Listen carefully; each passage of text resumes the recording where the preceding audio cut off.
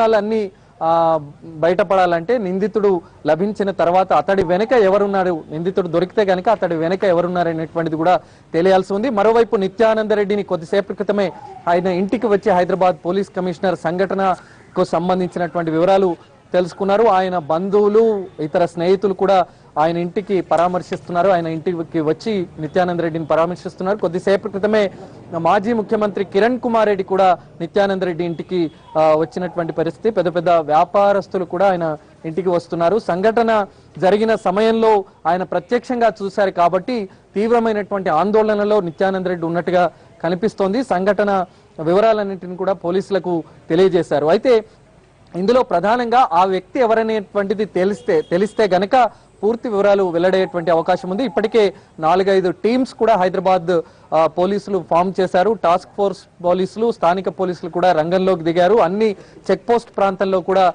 ప్రత్యేకంగా వాహనాలను తనిఖీ చేశారు. ఎందుకంటే అతడు 2-వీలర్ పైన వెళ్ళాడు అనేటువంటిది ఒక వార్త వినిపిస్తుంది. మరోవైపు కొంతమంది వ్యక్తులు అతన్ని కారులో తీసుకువెళ్లారనేటువంటిది ఒక వార్త వినిపిస్తుంది. కాబట్టి ఈ క్లారిటీ కోసం అన్ని వాహనాలను కూడా తనిఖీలు చేస్తున్నటువంటి పరిస్థితి మనకు కనిపిస్తుంది. మరి కాసేపట్లో హైదరాబాద్ పోలీస్ కమిషనర్ దీనికి సంబంధించి ఒక రివ్యూ కూడా చేయబోతున్నారు.